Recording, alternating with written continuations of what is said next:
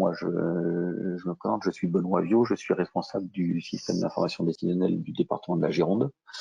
Et on va essayer lors de ce webinaire de vous présenter un petit peu tout le travail qu'on a mené autour du SID du département. Alors très rapidement, j'essaie de mettre des informations ici, voilà. Une petite introduction pour vous présenter le département de la Gironde. Donc nous sommes une collectivité territoriale composée d'environ 6500 agents répartis sur tout le territoire du girondin.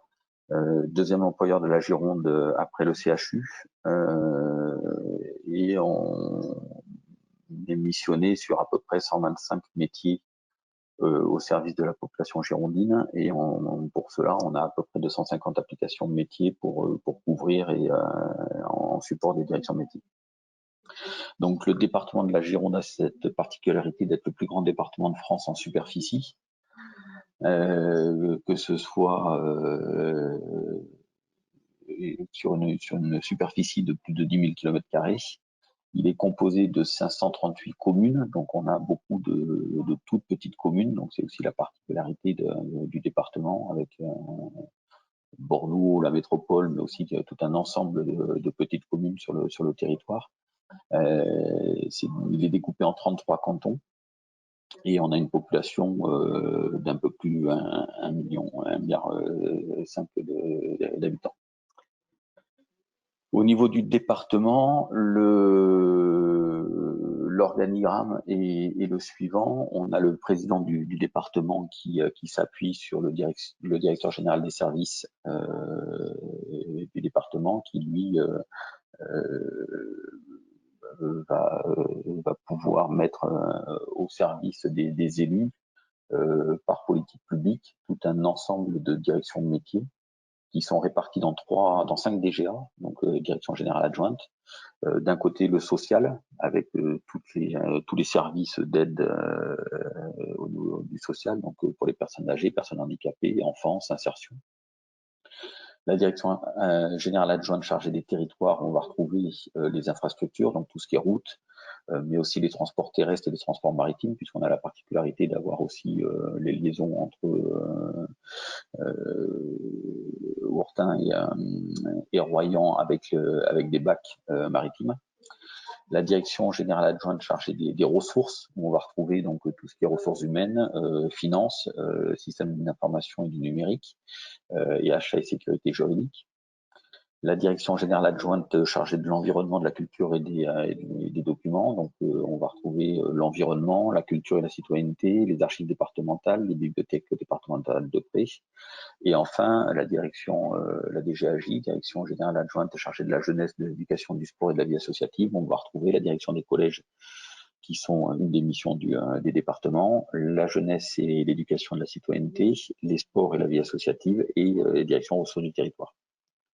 Donc pourquoi cette présentation-là? Parce qu'on va voir après dans les tableaux de bord que c'est un axe assez stratégique et assez important, et qu'on a tout un volet de tableaux de bord qui permet de remonter tout un ensemble d'indicateurs au travers de cet organigramme pour pouvoir avoir des informations à la fois sur les services, les directions, les DGA ou le département. Donc, on a le système d'information décisionnelle du département est basé sur 2 volets. On a fait ce choix-là de construction. Alors historiquement sur un volet reporting basé sur la solution SAP Business Object, qui permet aux directions métiers d'être complètement autonomes sur le requêtage ad hoc de leurs univers métiers. Donc les univers associés à leur logiciel métier, donc financier, RH, social, etc. Donc qui permet aux directions métiers de pouvoir interroger et de gérer de façon complètement autonome l'ensemble de leurs données pour pouvoir faire du suivi de portefeuille, pour pouvoir faire du suivi d'activité, etc. Et depuis 5 ans, on a associé à ce volet reporting un volet tableau de bord, qu'on a basé sur la solution Digdash suite à l'acquisition en 2014 ou 2015, pour compléter le volet reporting et mettre à disposition de tout un ensemble de populations des tableaux de bord dynamiques interactifs qui vont permettre de faire du croisement de données beaucoup plus poussé que ce qu'on peut faire sous du BO, et qui permet voilà, de rapprocher des données externes avec des données internes, ou même dans les données internes, de rapprocher des données financières avec des données RH ou autres pour pouvoir avoir du pilotage un petit peu plus stratégique. Donc, comme je disais, on a un petit peu plus de 125 métiers, 250 applications. Donc, ce qui était couvert au niveau du portail décisionnel couvre pas l'ensemble des métiers forcément, mais on va dire les principaux et de plus en plus. Donc, aujourd'hui, on a plus d'une vingtaine de domaines métiers, donc domaines métiers qui regroupent même plusieurs métiers. Donc, on va trouver dans le SID à la fois des informations et des tableaux de bord pour le suivi sur la partie collège, donc toute la partie éducation, jeunesse, citoyenneté, sport, la partie sociale, la partie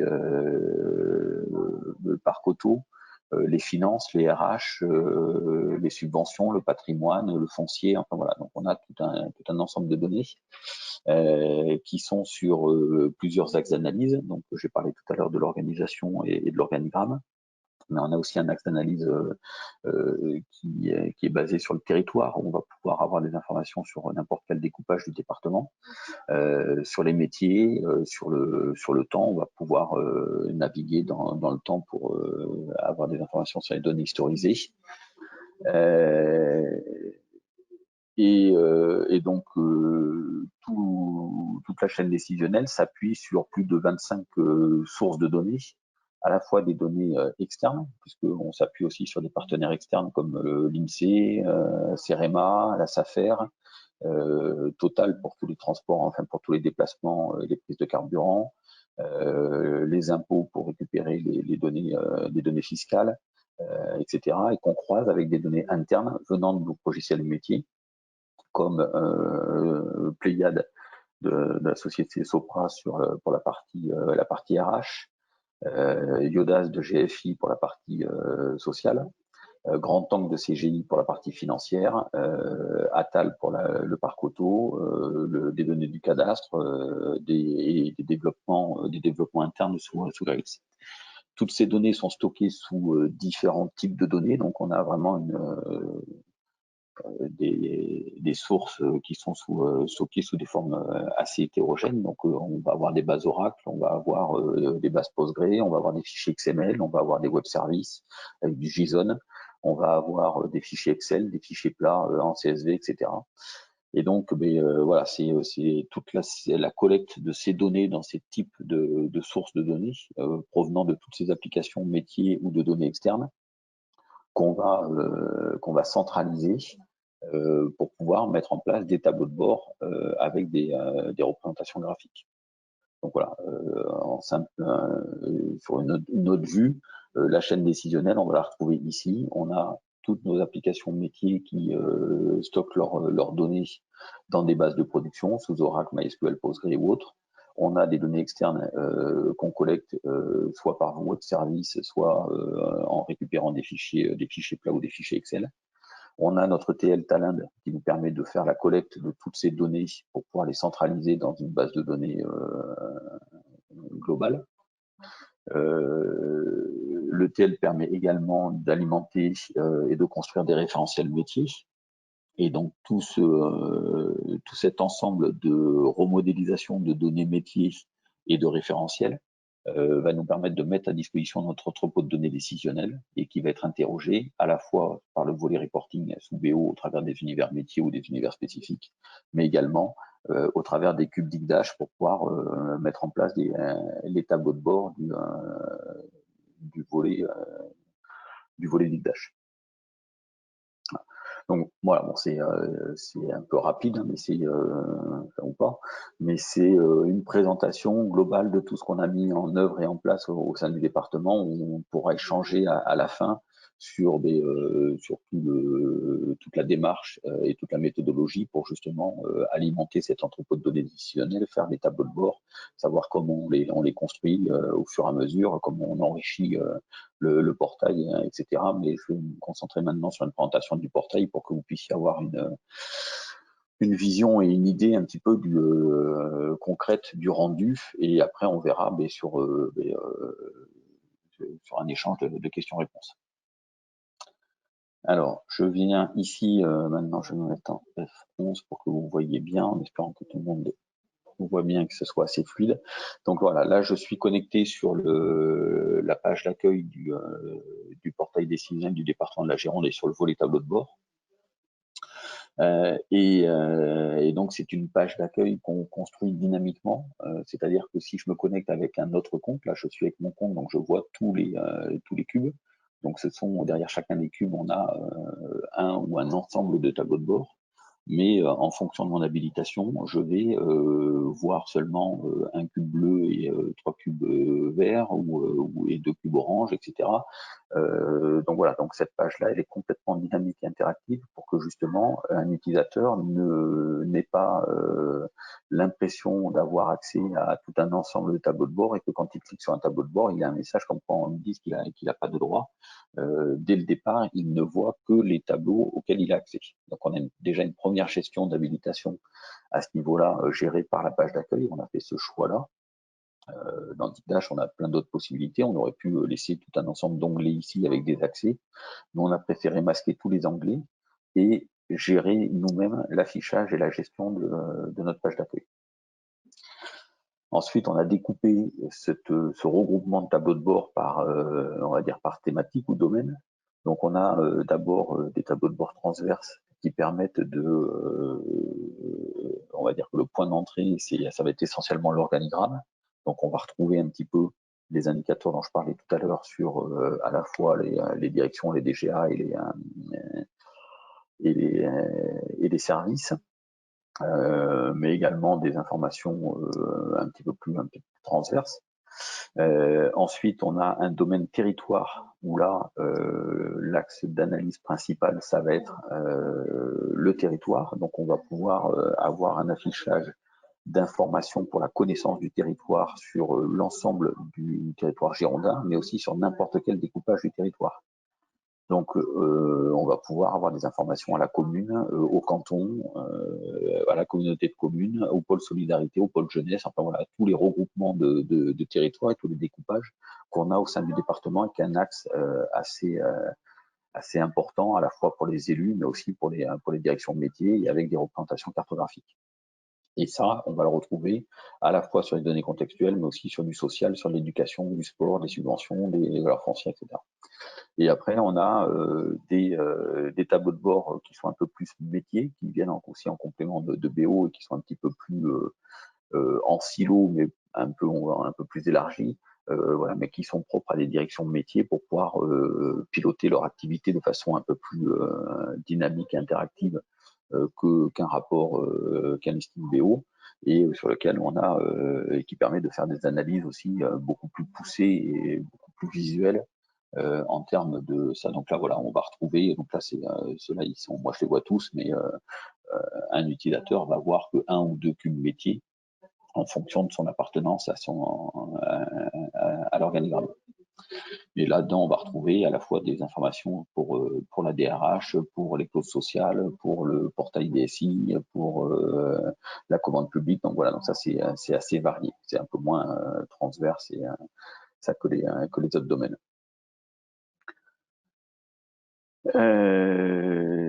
Et enfin, on a un domaine technique qui est uniquement pour mon équipe, sur lequel on a des tableaux de bord qui nous permettent nous de charger des métadonnées de Talend ou de Dicdash pour pouvoir faire la maintenance de nos flux d'alimentation ou de nos tableaux de bord. On pourra les voir aussi après.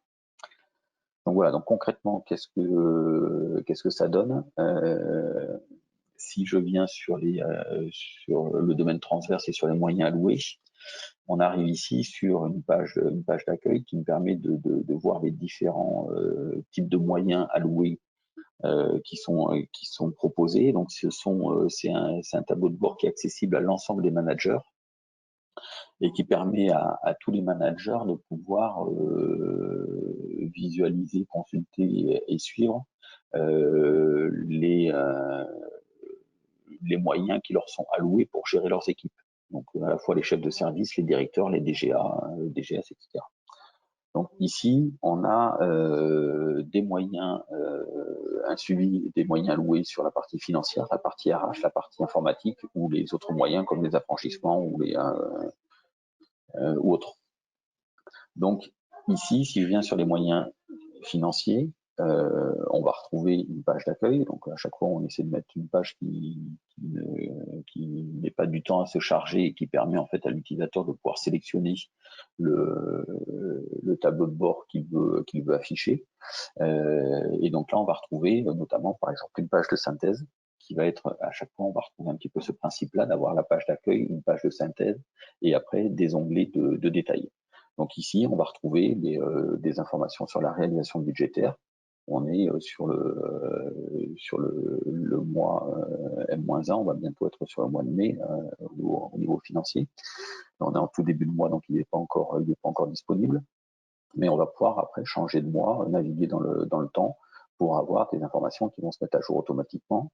On va pouvoir changer la nature et la section pour pouvoir mettre à jour automatiquement les informations de recettes d'investissement ou de dépenses de fonctionnement ou d'autres. En fonction de son habilitation, on va pouvoir changer de DGA. Donc voilà, si jamais là par défaut j'arrive sur la DGA à laquelle j'appartiens, mais si jamais j'ai des habilitations, mais soit je peux pas changer de DGA, et soit je vais pouvoir changer de DGA et avoir automatiquement les données qui vont se mettre à jour, avec ici les montants votés en début d'année et qui prennent en compte après les étapes budgétaires, donc le budget supplémentaire ou les demandes modificatives, le réaliser à la période et le projeter à la fin de l'année.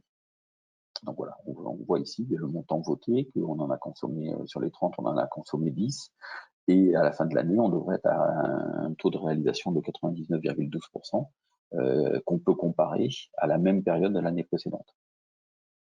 Si je change de période, je vais être de mars 2020 par rapport à mars 2019. Donc ici, on va avoir des informations qui vont déjà être assez macro. On va avoir des informations aussi sur, par exemple, le délai de mandatement, qui va nous permettre de voir sur cette période-là le délai moyen du département, le délai moyen de la DGA et la répartition du nombre de mandats gérés en moins de 20 jours, qui est le délai légal, par rapport à ceux qui sont plus de 20 jours. Donc si je change de DGA, je vais voir que j'ai des DGA qui sont très bien passés, mais qui, alors la période explique aussi les petites dérives et les écarts, mais voilà, la DGAS en général, sur la période de l'année passée ou sur la période actuelle, il respecte plutôt très bien les 20 jours de délais légaux. Si je viens sur la DGAR, un petit peu moins. Si je viens sur la DGAJ, encore moins, etc. Donc voilà, il y a ça permet de suivre et de voir ces informations-là. Mais donc là, on est vraiment sur une vue de synthèse qui permet de voir DGA par DGA. Mais après, pour chacun des indicateurs qui sont présents, on a des onglets qui vont nous permettre de rentrer dans le détail et de pouvoir avoir, si on revient par exemple sur DGAR, de pouvoir avoir le détail de toutes les directions qui composent la DGA, avec le détail du montant voté, montant réalisé sur la période N-1 par rapport à la période actuelle et le prévisionnel. Et on va pouvoir ensuite sélectionner une direction, avoir les informations de cette direction. Donc ici, on a toujours le rappel des filtres qui sont appliqués à mon tableau de bord. Donc je vois que je suis sur la période d'avril 2020 pour la DGAR, pour la direction du patrimoine, en dépenses de fonctionnement. Si je change ici, je vais passer en recettes, je vais avoir des informations qui vont se mettre à jour automatiquement. Mais je vais aussi pouvoir, donc le principe, c'est toujours afficher par défaut des données très agrégées. Et si le DGA, le directeur, enfin le manager dans son ensemble a besoin d'avoir une compréhension de cette hausse ou de cette baisse de données sur la DFI, eh bien, je vais pouvoir aller dans le détail et je vais pouvoir, alors là, si je vais sur la DFI par exemple, sur la DFI, je vois que j'ai une baisse, mais je vais pouvoir rentrer dans le détail et avoir pour chaque programme opération les informations de détail qui vont me permettre de connaître les montants et de voir où est-ce qu'on a eu des hausses ou des baisses sur certaines données. Voilà. Et donc de pouvoir comprendre ou expliquer les chiffres qui sont affichés. À noter que l'ensemble de ces tableaux de bord sont exportables, soit en PDF ou en PPT si on veut les intégrer dans une présentation, soit en Excel ou en CSV, avec ou sans style, si on a besoin de retravailler ou de recalculer des informations à partir des données qui sont affichées ici. Voilà. Donc que ce soit un tableau, mais que ce soit aussi un graphique, des courbes ou autres, on a la possibilité d'avoir les légendes, mais aussi la possibilité de pouvoir exporter, mettre des commentaires ou voir des informations sur les dates de rafraîchissement. Donc voilà, donc on a tout un ensemble d'informations liées et associées à ces tableaux de bord. Pareil sur les délais global de paiement. On a vu tout à l'heure que j'avais les délais moyens du département, les délais moyens de la DGA. Donc là, je suis sur les finances, mais si je mets sur la DGAR, je suis à mes 19 jours qu'on a voyé tout à l'heure. J'ai ici le nombre de mandats en moins de 20 jours et en plus de 20 jours. Et si je veux me concentrer pour comprendre pourquoi j'ai une dérive sur la gestion des mandats, je peux sélectionner ici les supérieurs à 20 jours. Donc je vais voir ici uniquement la répartition par tranche de délai. Là, je peux dire que moi, ce qui m'intéresse, c'est uniquement les 36 et les 41, donc à partir de donc, tous ceux qui sont à plus de 36 jours. Et je vois que j'en ai 958. Et je vais pouvoir analyser et comprendre. J'ai les montants associés. Et ici, si jamais je vais sur le détail, je vais avoir ici mes 414 qui correspondent à mes critères. Je vais pouvoir les trier et puis je vais avoir toutes les informations à la fois sur la date de réception, la date de service fait, la date de paiement, la date de la pièce. Donc je vais pouvoir avoir et analyser où est-ce qu'il y a eu un point de blocage qui a fait que on est passé au lieu de 20 jours de délai de mandatement à 40, 50, 70 jours et voir entre quelle et quelle étape du process on a eu un problème pour pouvoir interagir et peut-être mettre en place soit des actions humaines, soit des renforcements d'équipe, soit tout ce qui va tout ce qui va permettre en fait d'améliorer le process et de rentrer, d'aller au plus près des 20 jours légaux. On peut trier, on peut dire qu'on veut uniquement les montants de plus de temps. Donc voilà, donc automatiquement, toutes les données vont se mettre à jour automatiquement pour pouvoir répondre aux critères de sélection qu'on a mis en place. Donc voilà des exemples sur les données financières, sur les moyens RH. On va retrouver le même principe avec la page d'accueil, l'écran de synthèse qui va me permettre de pouvoir avoir une vision sur. Alors, je vais sortir tout ça pour comme ça se mette à jour. Voilà. Donc ici, sur la période de mai 2020, donc mois précédent, je vais, et sur tout l'historique des années ou des mois, je vais pouvoir avoir une vision automatique des effectifs et de la répartition de mes effectifs par direction, de la mobilité avec les entrées-sorties, des métiers postes qui sont représentés dans ma DGA, les postes vacants, l'absentéisme, la répartition des agents sur le territoire, la masse salariale, les formations, voilà, donc tout un ensemble, toute une synthèse d'informations relatives au suivi des données RH.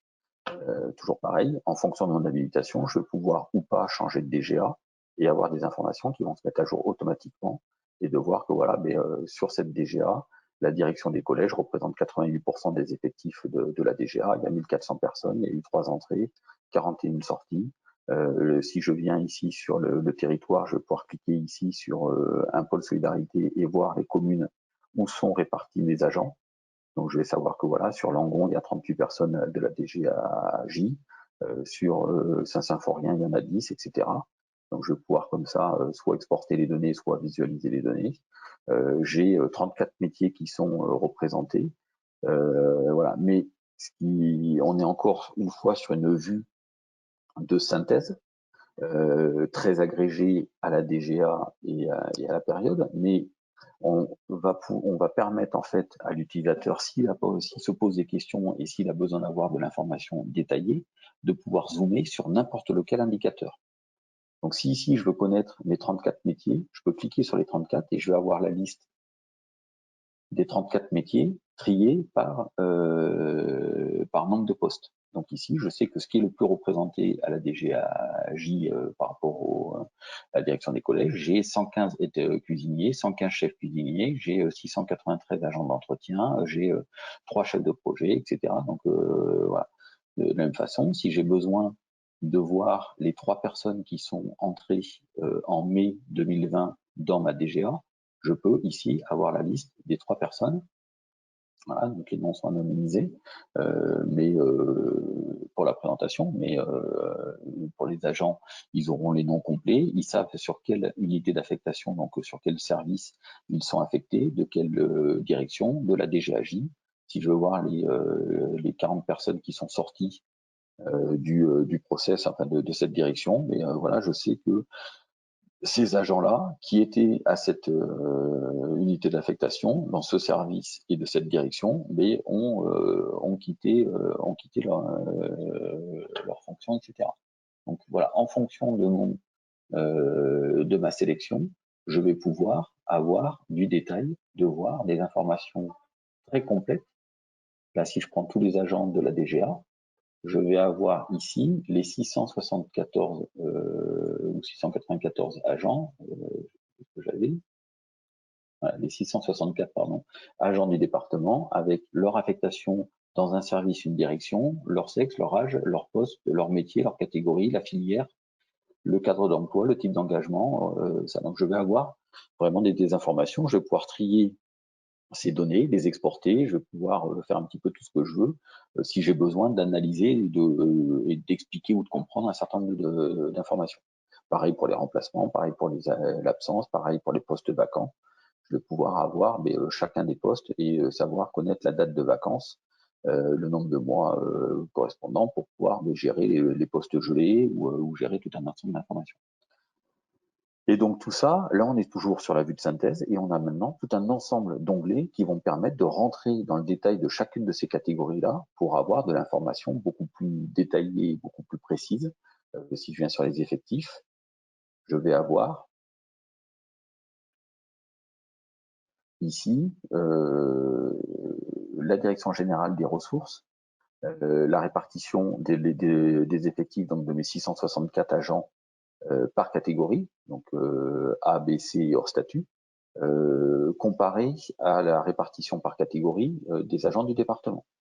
Mais si je prends une direction et si je prends un service, je vais avoir comment mon service est constitué par rapport à ma direction, par rapport à ma DGA, par rapport au département. Donc je vais avoir tout un ensemble d'informations avec toujours la possibilité, si je veux connaître les 5 agents de catégorie B du service projet innovation, et je vais avoir ici les 5 agents avec leur âge et puis toutes les informations qu'on a vues tout à l'heure sur le statut, la catégorie, la filière, ça. Donc je vais pouvoir gérer et connaître toutes les informations sur le temps partiel, sur le temps plein, sur ça de mes 5 agents. Ou si je veux la totalité, donc les 36 agents de mon service, eh bien, je vais les avoir avec toutes les catégories que je vais pouvoir trier, que je vais pouvoir exporter, que je vais pouvoir analyser si j'ai des besoins. Voilà. Et par contre, si jamais je clique ici, en fonction de mon habilitation, si j'ai qu'un rôle de chef de projet, enfin de chef de service, pardon, mais je pourrais voir les données nominatives de mon service. Par contre, je ne pourrais pas voir les données nominatives de ma direction. C'est-à-dire que je ne vois que les données des agents qui sont sous ma responsabilité. Donc, on a aussi une gestion de l'habilitation à l'intérieur de ces données-là pour pouvoir gérer les données sensibles et les données nominatives et me montrer des données détaillées qu'aux agents qui ont des habilitations pour. Donc on va avoir des informations comme ça, on va avoir des informations sur la pyramide des âges, voilà, avec les moyennes d'âge et la pyramide qui arrive ici du département, de la DGA et du service où on voit que voilà, il y a plus d'hommes que de femmes. La moyenne d'âge est celle-ci par rapport à la moyenne d'âge du département. Donc voilà, tout un ensemble d'informations. Et si j'ai besoin ici de cliquer là pour voir les 13 personnes enfin les 12 personnes pardon, qui sont sur cette tranche d'âge là, et je vais avoir la liste nominative des personnes qui sont sur cette tranche d'âge. Voilà, je reviens ici. On a aussi la possibilité, je ne vais pas montrer, je vais rappeler ça. Ici, on était sur donc, les effectifs par catégorie, mais d'un seul clic, je peux changer mon axe d'analyse et avoir les effectifs par statut pour connaître la proportion de contractuels et de titulaires et des permanents non permanents, voilà, ou avec un clic, de pouvoir avoir les effectifs par filière pour avoir la répartition de mes agents. Hop, je suis chez moi, donc le réseau est un peu capricieux. Voilà, la répartition des agents sur les filières administratives techniques, les filières médico-sociales ou techniques, etc. Donc à chaque fois, on a le détail de toutes les et la comparaison de mon service par rapport à d'autres niveaux hiérarchiques. Rapidement, un autre exemple, le COPA. Le COPA, ça permet, c'est le directeur général des services qui fixe des enveloppes budgétaires sur la masse salariale et ça permet aux agents de pouvoir suivre l'enveloppe qui leur a été allouée, tout ce qui a été réalisé depuis le début de l'année, ce qui devait être réalisé par rapport à ce qui a vraiment été réalisé, donc les écarts, ce qui reste par rapport à ce qui a été réalisé et le nombre d'agents concernés. Et donc là, voilà, tous les mois, on va avoir une vision du prévisionnel, du réalisé, de l'écart et de voir mais que voilà, DGA par DGA. Alors, on est sur l'environnement de validation, donc sur pas forcément les bonnes données, mais ça donne le principe. On va avoir ici, voilà, mais que en fonction des mois, on va être en plus ou en moins et voir ce qui reste pour pouvoir adapter au mieux les contrats et la masse salariale pour tenir l'enveloppe.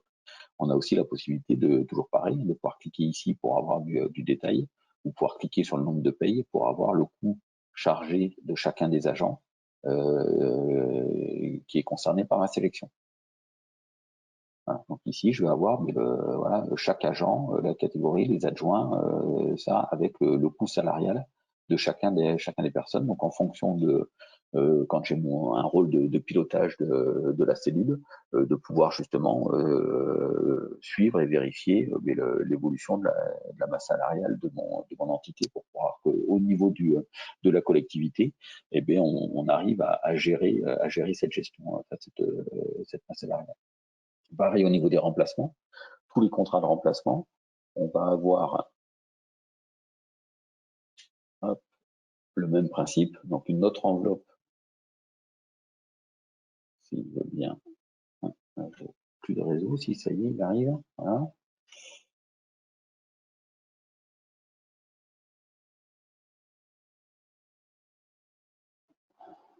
Ouais, voilà, donc ici j'ai le même principe, donc ça c'est les enveloppes pour les contrats de remplacement, la masse salariale, le disponible, le nombre de contractuels, et puis mois par mois j'ai mon prévisionnel et mon réalisé.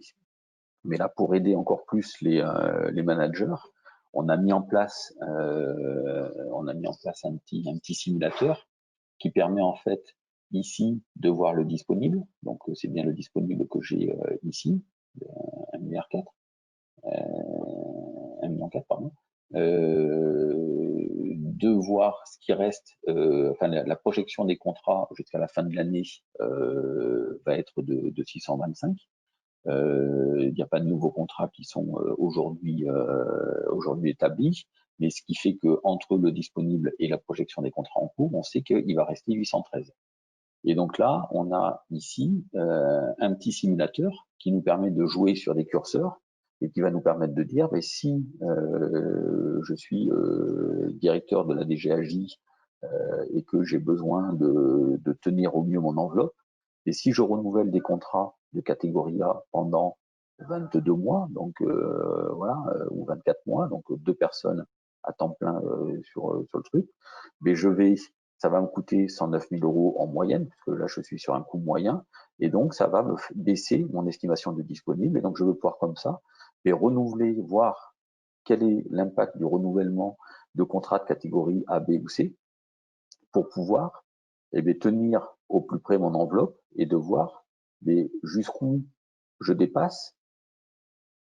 Voilà, on va y aller encore un peu plus. Alors là, on est en début d'année, donc l'exercice il est un peu faussé parce qu'effectivement là, mais voilà. Donc là, je vois que je dépasse, mais c'est surtout à partir après le mois d'août, sur les derniers mois, quand il reste un petit peu moins, que c'est un petit peu plus sensible de renouveler les contrats pour tenir l'enveloppe. Et donc là, on va pouvoir justement ajuster au mieux ces renouvellements pour voir dans quelle mesure je peux tenir l'enveloppe et voir par rapport à mon disponible qu'est-ce qui est possible de faire. Donc voilà, donc un autre exemple de ce qu'on peut mettre en place au travers de la simulation et des variables avec Bigdash. Bon, je ne vais pas vous faire tous les onglets parce que sinon il faudrait un petit peu plus. Très rapidement, voilà. Dans le cadre de la crise sanitaire, pendant le confinement, on a également mis en place quelque chose qu'on n'avait pas forcément, mais qu'on suivait différemment surtout. C'est le suivi de l'activité qui nous permet en fait de pouvoir connaître ici automatiquement par DGA ou au niveau du global, au niveau du département, sur toute une période, l'activité des agents. Donc combien d'agents étaient et combien de jours ça représente étaient en télétravail à domicile, étaient en garde d'enfants malades, garde d'enfants pardon, à domicile, en congé, en maladie, en présentiel ou pas. Et donc ça permet là aujourd'hui de pouvoir voir et de pouvoir mesurer et suivre la reprise d'activité. Mais surtout, on peut jouer sur la période pour voir pendant le confinement, si je prends du 15 mars, hop, du 18 mars, voilà, quel pourcentage, il y avait 62% des agents qui étaient en télétravail, 8% en maladie, 14% en position régulière, Covid, etc. Donc, ça permet d'avoir un suivi soit global, soit par DGA, soit par service et par direction, de pouvoir toujours zoomer et aller à l'intérieur des informations, mais aussi de pouvoir faire un suivi journalier, de voir un peu chacun et le poids et de voir qu'en fonction des périodes, donc si jamais je viens maintenant sur de la reprise d'activité, voilà, donc il y a quelques petites anneaux qui sont en cours de correction, mais de voir un peu comment le télétravail baisse et comment le présentiel remonte. Donc c'est des choses qu'on va suivre sur les semaines à venir. Mais surtout ici, on a le module de comparaison de Dictash qui nous permet, alors je vais reprendre le global, ça sera le plus simple, hein, mais vous verrez que c'est jamais le réseau peut bien, voilà.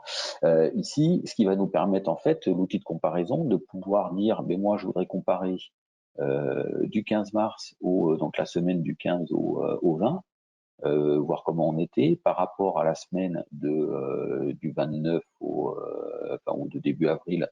On va mettre du 1er avril hop, ici,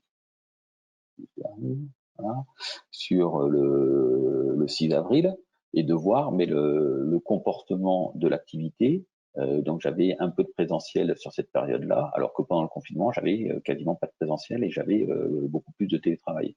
Mais ici, j'ai la possibilité de rajouter autant de comparaisons que je veux pour pouvoir dire, maintenant, je voudrais comparer sur le déconfinement, donc à partir du 11 mai jusqu'au la première semaine de déconfinement, jusqu'au 15 mai, ici, et je vois que j'ai du présentiel qui commence à revenir et j'ai moins de télétravail, etc. Et puis je vais pouvoir faire une autre comparaison pour pouvoir faire la deuxième semaine de télétravail, enfin de post-confinement, etc. à partir du 18 mai jusqu'à cette période-là, à la fois sur du global, mais à la fois aussi sur du détail, et de pouvoir rentrer à l'intérieur de mes DGA, direction et services.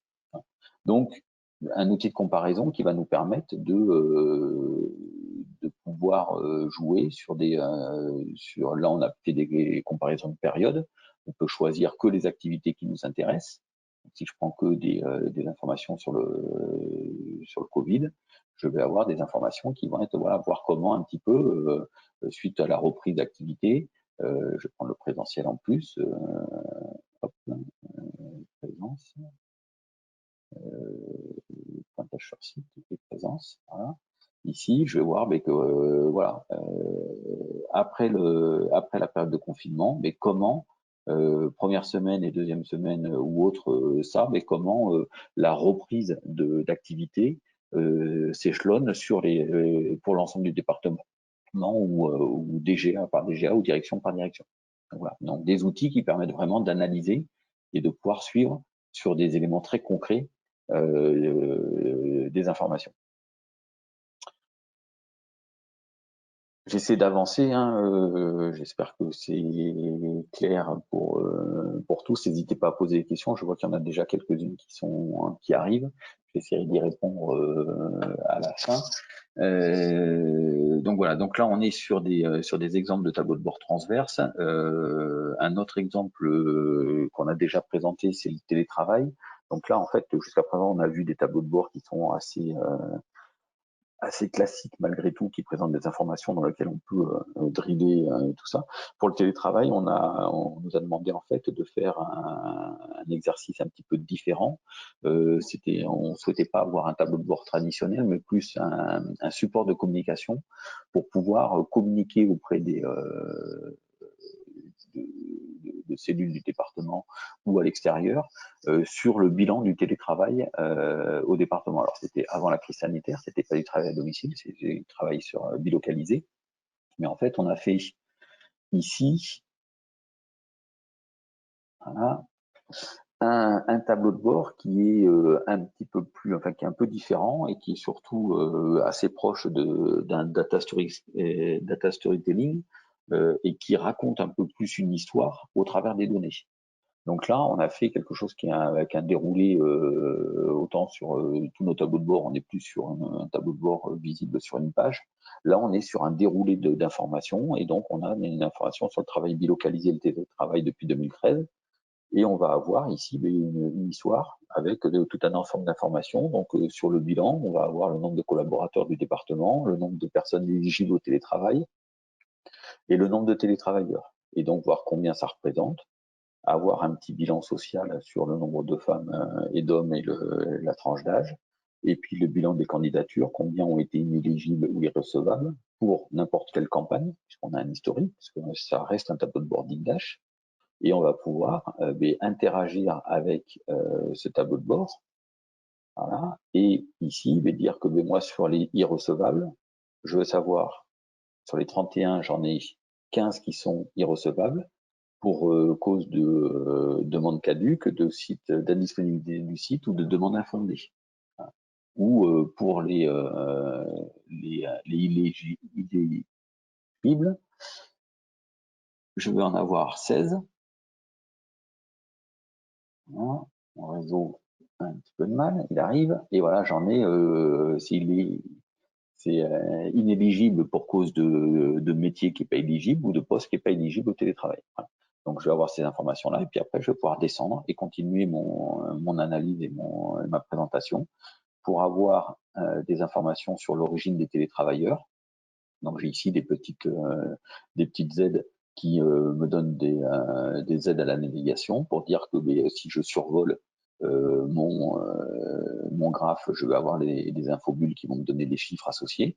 Et si je clique dessus, je vais pouvoir rentrer dans une DGA, une sélection, et je vais pouvoir avoir la répartition de mes télétravailleurs de la DGAR pour les fonctionnaires et pour les catégories B. Et donc ici, à chaque fois, mon tableau de bord va se mettre à jour comme un tableau de bord, sauf que la présentation est assez différente et un peu plus travaillée. Alors, elle mérite d'être au moins travaillée. Et voilà, et puis après, je vais pouvoir continuer, je vais pouvoir avoir des informations sur la quantité de temps de travail des télétravailleurs. Je vais avoir ici des témoignages avec des interviews sur des télétravailleurs ou des responsables hiérarchiques ou des responsables d'accueil de site. Donc si je clique ici, je vais pouvoir voir le témoignage d'un télétravailleur ou voir le témoignage d'un responsable de site et qui va expliquer ce que lui a apporté le fait d'accueillir un télétravailleur sur son site, les plus, les moins, etc. Donc on va avoir des petites choses comme ça. Et puis on va continuer à dérouler l'information et à présenter des informations sous un format un peu différent. Donc l'évolution, les jours demandés, les sites d'accueil avec un petit code couleur qui nous permet de savoir sur les sites du département ou hors département en quelle année ils ont été ouverts. Voilà, donc là on sait qu'à Barbezieux, ça a été ouvert en 2016, que à la Teste, il y a un tiers-lieu qui est actif depuis 2018, etc. Donc on va avoir des informations comme ça. On va aussi avoir ici la possibilité de choisir, par exemple, le Sud Gironde et de ne voir que les sites du Sud Gironde qui vont se mettre à jour ici, de pouvoir faire des sélections, pouvoir voir un certain nombre de choses, pour pouvoir malgré tout garder une interactivité à l'intérieur de notre tableau de bord et de notre support de communication. Voilà. Et ici, on va avoir de l'aide à la navigation, on va avoir des lexiques qui vont nous donner, par exemple, ici, les nombres de jours, mais qu'est-ce que le jour demandé, les jours demandés manager, les jours attribués. Donc voilà, on a des définitions ou des aides qui vont nous permettre à un utilisateur de pouvoir interagir lui-même dans le tableau de bord. Donc voilà. Donc ça va forcément changer maintenant que on va aussi intégrer du télétravail à domicile au sein du département, ce qui n'était pas le cas jusqu'à présent. Mais voilà, il y a des choses qui vont évoluer et on pourra aussi faire un comparatif du travail bilocalisé qui était en place jusqu'à présent avec le travail à domicile qui va aussi se généraliser sûrement à l'issue de cette crise sanitaire. Je reviens toujours sur ma page d'accueil. Je vais venir rapidement je regarde l'heure aussi, sur l'axe territoire pour vous montrer ça et après on regardera un peu quelques exemples de tableau de bord métier et puis après on passera aux questions-réponses. L'axe territoire, comme je l'ai dit tout à l'heure, ça va être un tableau de bord sur lequel on va retrouver des données qui viennent essentiellement de l'INSEE et des impôts. Donc là, on est sur des données contextuelles. Donc, hop, voilà, merci, réseau. On est sur des données contextuelles, donc je ne l'ai pas dit tout à l'heure, mais on a toujours la même structure en termes de tableau de bord, c'est-à-dire on a un panneau des filtres qui est escamotable, voilà, qu'on peut masquer ou afficher, donc qui va servir à appliquer des filtres sur mon tableau de bord. S'ils ne sont pas directement actifs depuis les graphiques. On a ici un menu qui, lui, pareil, est chargé complètement dynamiquement et automatiquement en fonction de la page. Donc on a tout centralisé et on le charge avec un appel à chaque page et qui va me permettre en fait de changer la vue de mon tableau de bord. Et après on a le rappel des filtres qui sont appliqués sur mon tableau de bord et on a le tableau de bord en lui-même. Et donc ici, j'ai aucune sélection, donc je suis au niveau du département, donc je connais la population sur le dernier recensement 2016, on va bientôt charger les données 2015, pardon, on va charger les données 2016. On est un peu en retard parce que le Covid est passé par là. On va avoir des informations sur la répartition des hommes et des femmes, sur les communes, sur l'évolution de la population, la répartition par tranche d'âge. On va avoir des informations sur les ménages, les typologies des ménages, les familles monoparentales, les nombres d'enfants par famille. Hop, on arrive. Voilà. Donc combien de familles ont un enfant, pas d'enfant, plus de 4 enfants, etc. On va avoir des informations sur l'activité et l'emploi. Donc pour connaître le nombre d'inactifs, de chômeurs, d'actifs, d'étudiants, de retraités. On va avoir des informations sur l'emploi, on va avoir des informations sur les niveaux de formation. Combien j'ai de personnes dont le niveau de diplôme le plus haut est aucun, CAP, bac, supérieur au bac. J'ai la possibilité de pouvoir cliquer sur chacun de mes thématiques pour voir où sont et comment sont représentées les personnes qui ont le moins de diplômes dans les communes du département. Donc là, on voit qu'on est sur ce qu'on appelle le croissant de pauvreté, donc sur les communes un peu périphérie du département. À l'inverse, si je clique sur supérieur au bac, je vais voir que les communes les plus représentées, c'est Bordeaux et la métropole, etc. Donc on va pouvoir justement avoir des données globales au niveau du département et avec des représentations différentes. Mais j'ai aussi la possibilité de pouvoir ici, avec l'axe territoire, choisir n'importe quel découpage du département.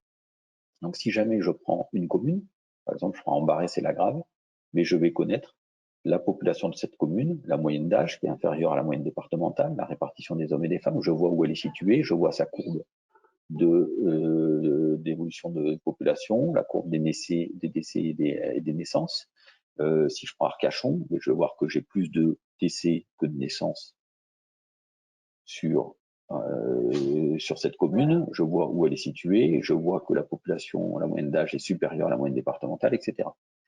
Mais si je prends un canton, je vais ici avoir la population de ce canton, les communes qui composent ce canton, avec les informations d'évolution de la population et de naissance, et puis pareil sur toutes les thématiques, mais avec aussi la possibilité de pouvoir zoomer pour avoir le détail de toutes les communes du canton, que je vais pouvoir exporter, que je vais pouvoir utiliser si jamais j'ai besoin. Si je prends une communauté de communes, je vais avoir ici la population de la communauté de communes, toutes les communes qui y sont rattachées, etc. Donc, comme on l'a vu. Et pareil sur les MDSI, qui sont un autre découpage, les pôles solidarité, encore un autre découpage, les pôles jeunesse, etc. Donc, on a le tableau de bord va servir à plusieurs profils, que je sois un agent qui a besoin d'avoir une information à une commune, ou un élu qui a besoin d'avoir une information à un canton, ou un responsable de pôle solidarité qui a besoin d'avoir des informations, une connaissance du territoire sur son territoire, sur son secteur. Autre point, on a ici le selfie de territoire qui permet en fait de générer ce qu'on appelle une fabrique de documents dans Digdash et qui permet en fait d'avoir qui va générer un PDF. Alors je vous l'ai fait juste avant pour gagner un tout petit peu de temps là. Donc en fait, si je clique ici sur le selfie de territoire, ça va me générer un PDF qui va être celui-ci, qui est généré de façon complètement automatique et sur lequel je vais retrouver ici, pour le CA du Libournais, les communes. Je sais que ça représente 45 communes pour 90 000 habitants. Donc c'est bien ce que j'ai ici, des 90 000 habitants et les communes qui sont sélectionnées là. Je vais avoir des informations sur le selfie de territoire, sur l'évolution de la population par rapport à l'évolution de la population du département. Savoir si l'évolution de la population est due à des entrées-sorties ou à du solde naturel, donc des naissances ou autres. J'ai la pyramide des âges, j'ai le nombre de logements, avec le nombre d'appartements et l'évolution par rapport au département sur les types de logements, des informations sur les diplômes et les catégories socio-professionnelles, sur l'économie et l'éducation, emploi et les services qui sont proposés de ma sélection par rapport au département de la Gironde. Donc de voir un petit peu voilà que j'ai moins de kinés que sur la moyenne départementale, j'ai plus de magasins d'équipement de foyer, j'ai plus de boucheries, etc. L'éducation avec le nombre de collèges publics et de collégiens et de collèges privés, des informations sur le social avec les bénéficiaires des personnes âgées, personnes handicapées, de l'enfance, du RSA, des informations sur le taux de chômage, l'indice de fragilité sociale et les subventions accordées à ce territoire. Donc voilà. Donc le selfie de territoire, il va me permettre, en fonction de ma sélection d'une commune, d'un canton, d'une CDC ou etc., de pouvoir générer automatiquement mais toutes ces informations-là, les 9 pages qu'on a ici, par rapport à ma sélection.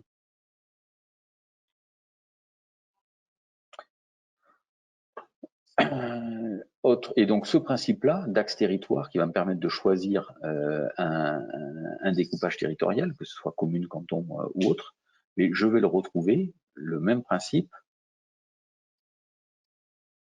Si jamais le réseau ne joue pas des tours, on va aller recharger la page pour être sûr, mais j'ai peur que là, il commence à fatiguer un petit peu. C'est un peu l'inconvénient de la période actuelle. Ils sont un petit peu chargés.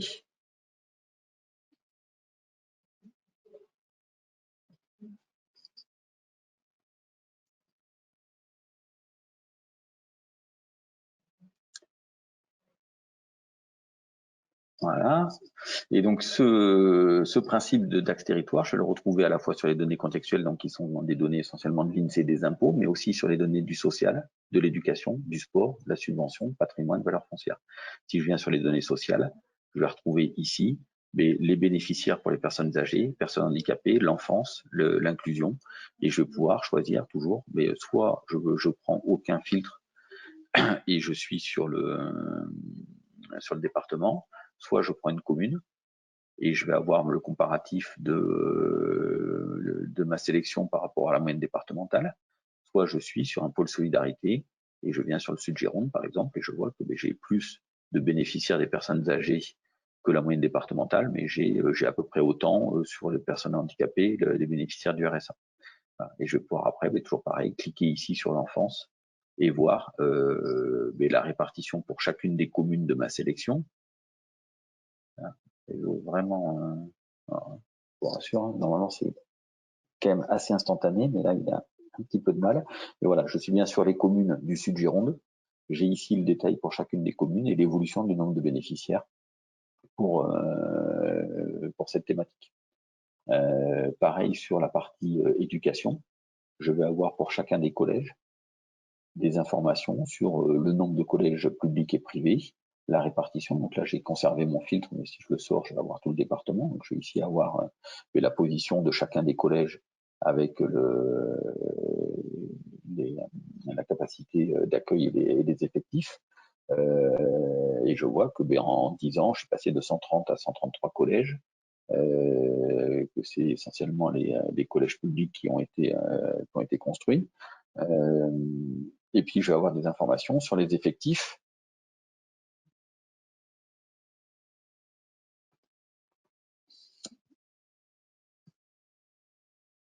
Voilà, où je vais avoir l'enseignement général, les SECPA, le total collège, et je vais voir ici, par rapport aux capacités d'accueil du collège, la répartition pour chacune des sections, 6e, 5e, 4e, 3e, le nombre de places disponibles, et de pouvoir voir ici un tableau et une carte qui va me permettre de mettre en évidence les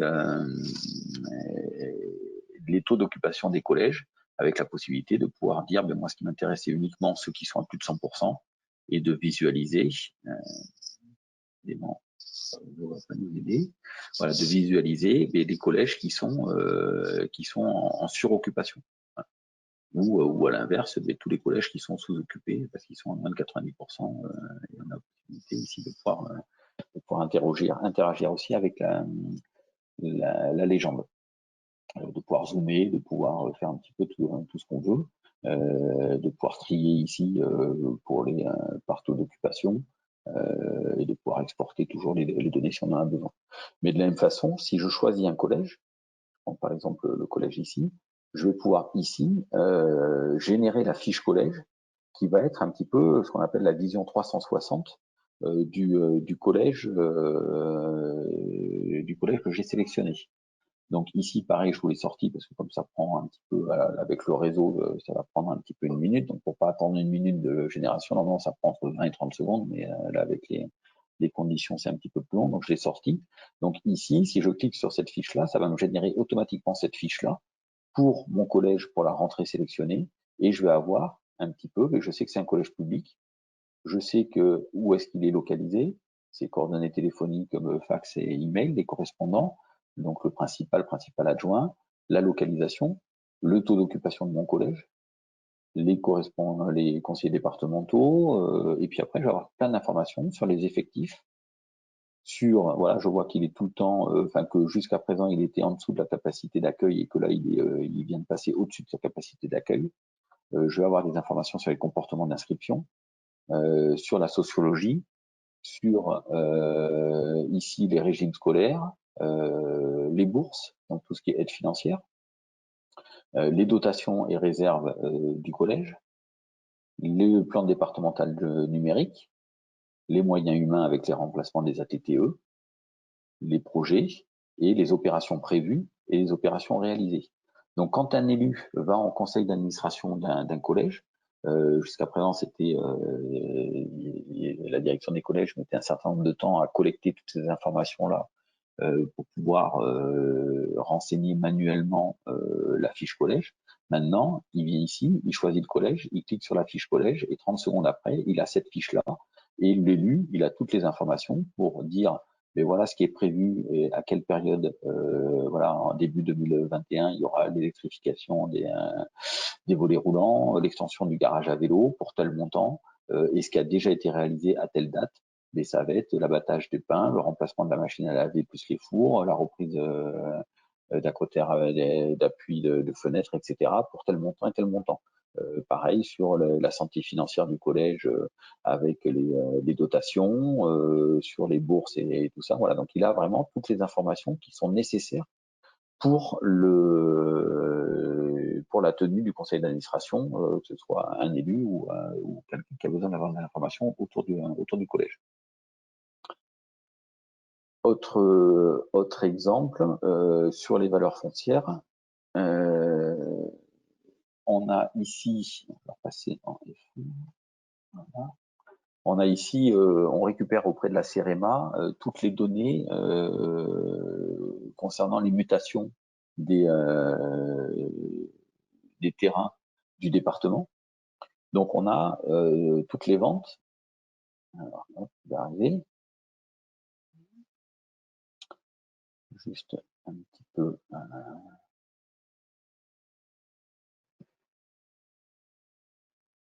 Réseau qui n'est pas très performant ici. Mais on va retrouver en fait tous les actes de vente de toutes les années, soit sur une année complète, soit sur une période. On va avoir les parcelles, on va avoir les natures de la mutation, les types de locaux, si c'est à maison, appartement, dépendance, locaux industriels, le nombre de pièces principales, la superficie du terrain, la superficie du bâti, les mutations, etc. Donc on va avoir tout un ensemble d'informations qui devrait arriver, j'espère, si mon réseau veut bien.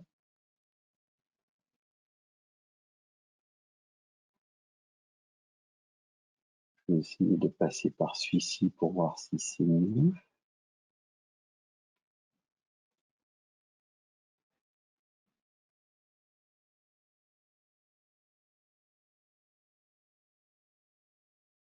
Sûr.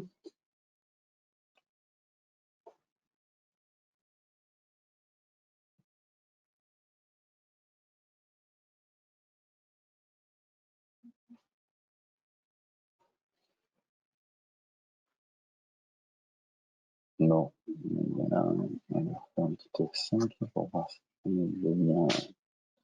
Sinon, on va arrêter sur la présentation. Ceci, il veut bien se réveiller.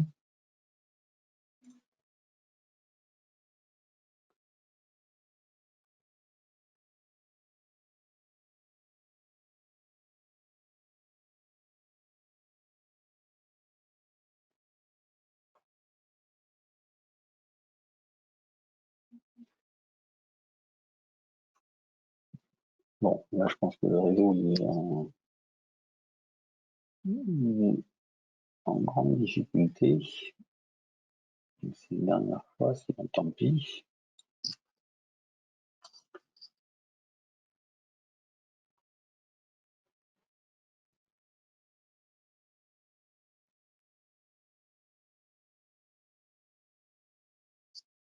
Bon, en attendant, je vais essayer de. Là, je pense que j'ai plus de réseau du tout. Alors, je vais essayer une dernière chose. Ça va être ça. pas ça du tout. Ça va être ça, ça, et on va essayer de passer sur celui-ci. En espérant que opératif. Non, là c'est vraiment le réseau du département qui doit être saturé. J'essaie quand même comme ça.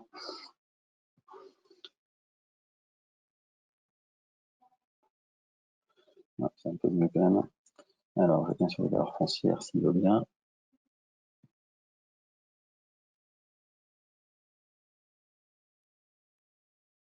Voilà.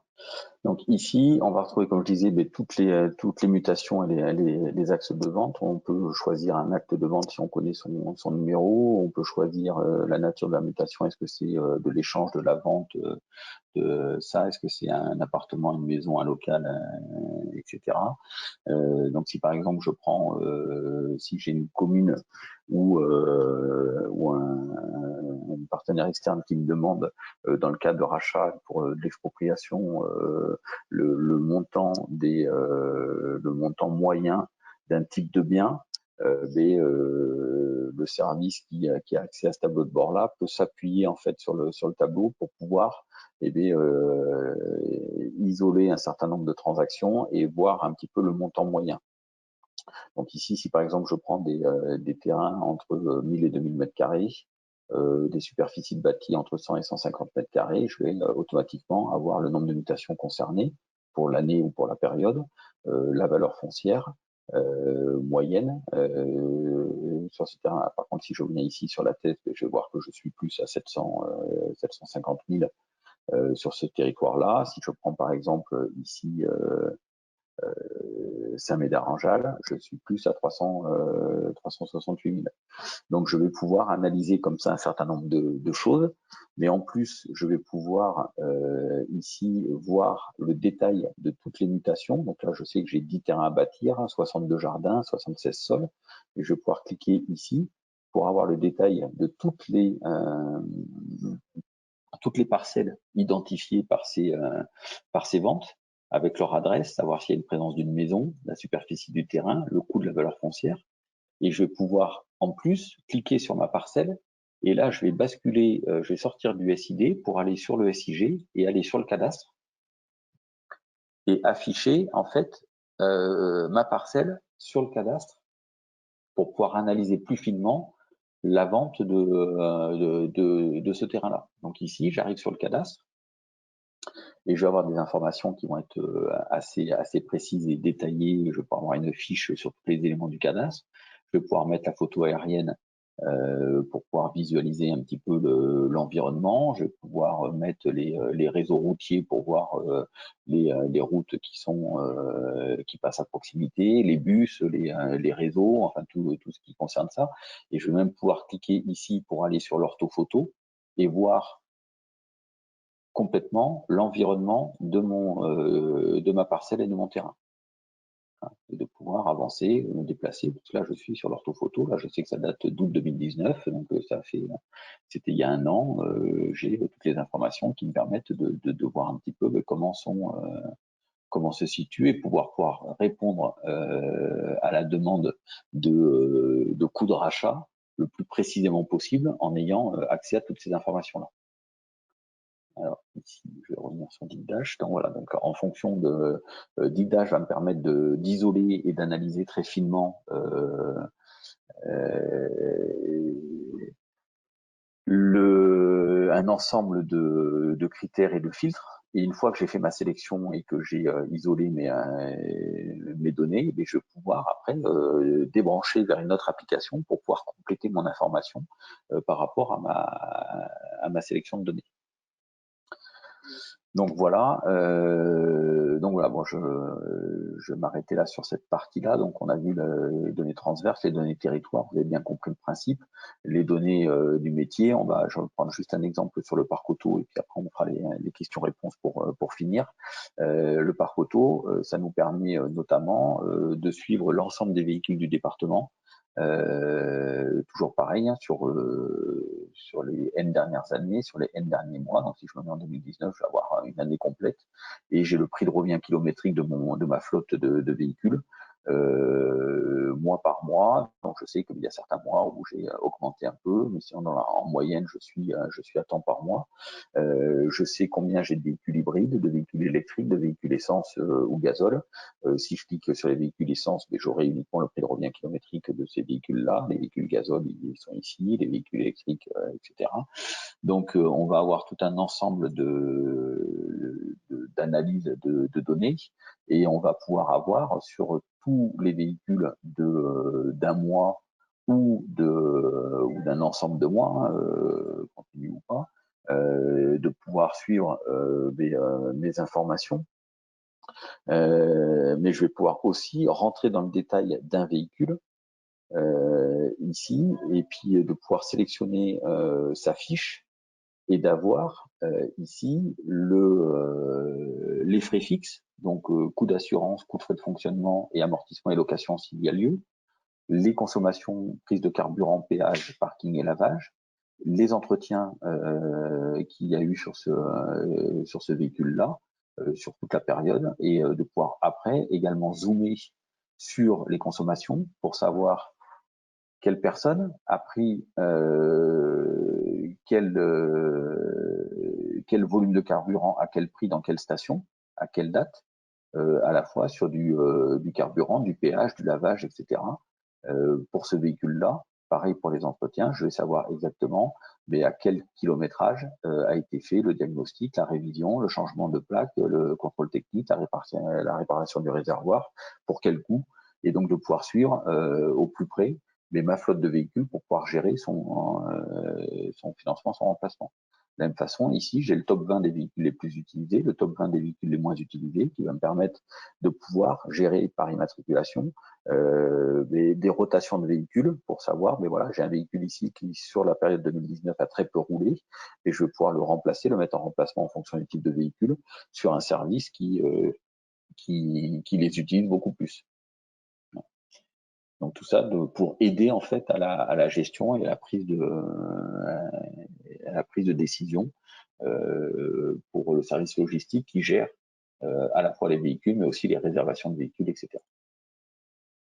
Voilà, donc bon, après on en aurait encore beaucoup à montrer, mais vous avez bien compris le principe. On va retrouver ici très rapidement des informations sur les clauses sociales dans les marchés publics, donc sur les heures effectuées par les salariés en difficulté.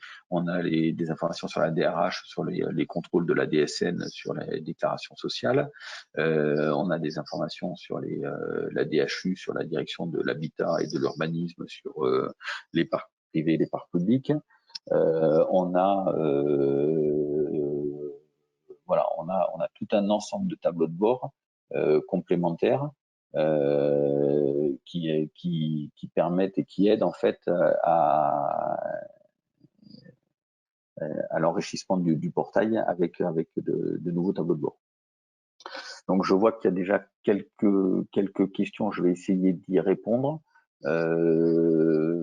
Et si vous voulez que je refasse un zoom sur une thématique ou sur un tableau de bord particulier qu'on n'a pas vu ou qu'on a vu et sur lequel vous avez besoin d'informations complémentaires, mais n'hésitez pas à poser la question. Je pourrais le remontrer par la suite. Donc je vais essayer de voir les différentes questions. Est-ce qu'à terme BO sera arrêté au profit de Digdash? Alors non, c'est pas du tout dans l'idée. Aujourd'hui, on veut qu'il soit complémentaire, même s'il y a forcément des fonctionnalités qui se recouvrent un peu, mais l'usage n'est pas du tout le même. Et on souhaite laisser la main aux directions métiers pour être autonome dans le requêtage ad hoc de leurs données, parce qu'ils connaissent très bien leurs univers métiers, qu'ils sont capables de requêter des informations. Ils se servent aussi de BO pour nous mettre à disposition des rapports qu'on utilise nous pour intégrer les données dans Digdash. Donc aujourd'hui, on veut qu'il soit complémentaire et on veut pas le remplacer. C'est pas à l'ordre du jour aujourd'hui. Digdash intègre nativement des possibilités de cartographie qu'apporte GeoClip. Alors, effectivement, on l'a vu sur certains certains tableaux de bord, on a la possibilité et on a intégré nous dans Digdash nos propres fonds de cartes avec des shapes sur toutes les couches cartographiques qui nous intéressent, que ce soit les communes, les cantons, les pôles ou autres.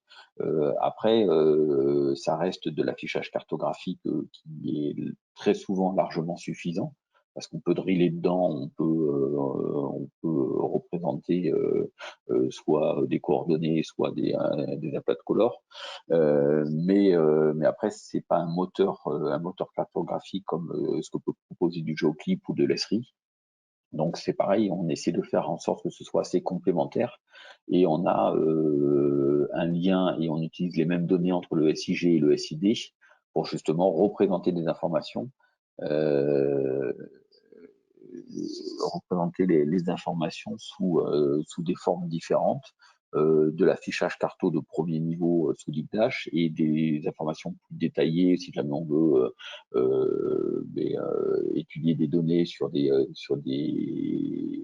distances, des périmètres, des choses comme ça avec du GeoClip ou avec de l'Esri. Comment faites-vous pour afficher un service et la direction en même temps?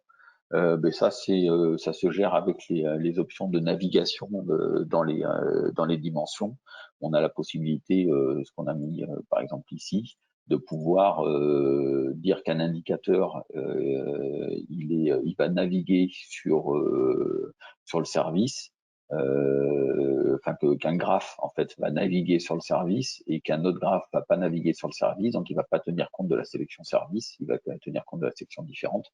Et donc en fait avec la notion de navigation dans les composants Digdash, on a cette possibilité de pouvoir définir sur chacun des graphes quel filtre il va prendre en compte ou pas. Alors comment la question, hop, un peu. Pourriez-vous montrer globalement la partie métier du social et les données contextuelles? Alors, on les a un petit peu montrés. C'était la question, elle était tout à l'heure. Donc, s'il y a besoin de remontrer, je remontrerai tout à l'heure. Dites-moi si jamais ce que j'ai montré est suffisant ou pas. Avez-vous prévu de poursuivre d'autres domaines ou d'approfondir certains, exemple sur la RH, tels qu'une évolution du turnover, motif de départ, etc. Oui, on enrichit régulièrement le portail RH. Il s'est pas construit, on n'a pas construit tout ça d'un coup. Au début, on n'avait que les effectifs, les données financières, on a rajouté l'absentéisme, on a rajouté l'activité, les postes budgétaires. Donc oui, on travaille régulièrement avec les directions support, que ce soit les finances, les RH ou les directions métiers, pour pouvoir, en fonction du besoin, ajouter des informations complémentaires si jamais ça a du sens. Et là, on a, dans le cadre des contrats de partenariat, on va enrichir aussi les contrats de partenariat avec d'autres indicateurs objectivés sur des données financières ou sur des données RH. Comment se déroule le projet dans son ensemble? Allez-vous procéder par étapes, métier par métier ou logiciel par logiciel? Ni l'un ni l'autre, c'est aussi beaucoup sur des opportunités, sur de la maturité de direction de métier, sur des sollicitations, sur de la reprise de choses qui se faisaient manuellement, de tableaux de bord qui étaient sous Excel, qui existaient, qu'on a automatisé, qu'on a fiabilisé, qu'on a intégré. Enfin voilà, c'est tout un ensemble de choses. Voilà, on a une méthode où on peut faire appel à nous pour intégrer en fonction des besoins, en fonction des priorités. Voilà, on arbitre un petit peu tout ça, mais c'est tout un ensemble de choses à ce niveau-là, quoi. Ça, utilisez-vous dans les filtres la saisie manuelle de variables? Alors non, à ce niveau-là, on l'utilise via des curseurs, mais on pourrait le faire, mais nous on a mis en place des curseurs qui permettent de changer dynamiquement la valeur d'une variable. Donc on l'a pas fait sous forme de texte avec une saisie, mais c'est le curseur qui le fait, mais c'est un peu l'équivalent. Peut-on parler du catalogue des données? Alors ça, j'y reviendrai après parce que c'est un sujet assez important. Avez-vous des statistiques de consultation des services utilisateurs? Oui, on a ici un audit, un tableau de bord audit qui nous permet en fait de savoir le nombre de connexions par jour et le nombre de tableaux de bord consultés, enfin le nombre de fois où un tableau de bord est consulté. Donc on peut savoir qui se connecte et qui voit quoi. Et on a croisé ça avec notre référentiel institution, donc on sait la personne à quelle DGA elle appartient, donc on peut faire des regroupements de savoir quels sont les DGA qui utilisent tel type de tableau de bord ou pas. Donc voilà, on a des données assez poussées pour savoir qui a le droit de voir quoi et qui voit quoi. Environ combien de temps ou de jours pour passer à arriver à un résultat aussi abouti, hormis la partie back-office et préparation des données. Alors ça se très honnêtement, j'ai pas les chiffres et les données comme ça, mais on est aujourd'hui sur une capacité, sur un ROI de développement qui est très avancé, très important.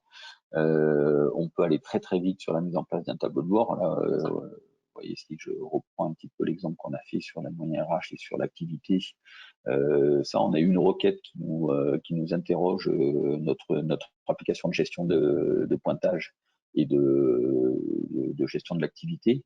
Donc, c'est une seule requête qui récupère toutes ces informations-là. On a tout représenté à la fois sur la partie graphique et sur la partie tableau et sur la partie comparaison en moins d'une journée.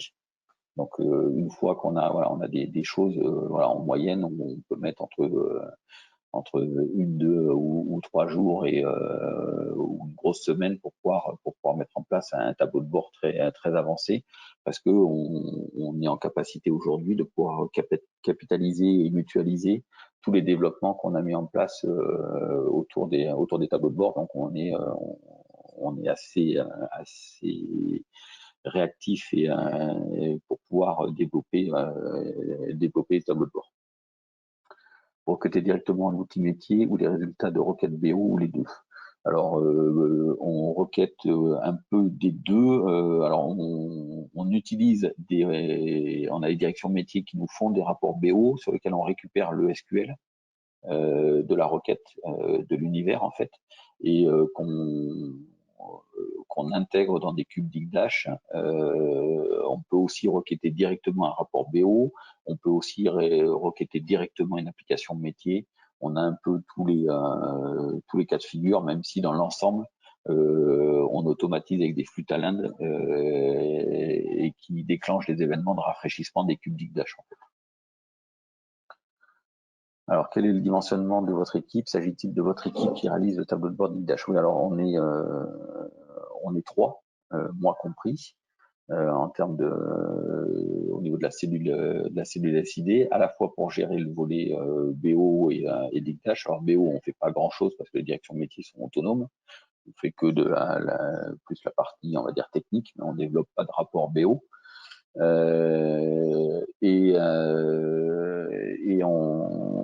Donc on développe essentiellement le volet Digdash, plus tous les flux d'alimentation talent, mais pas que sur Digdash, parce qu'on fait aussi des flux interapplicatifs.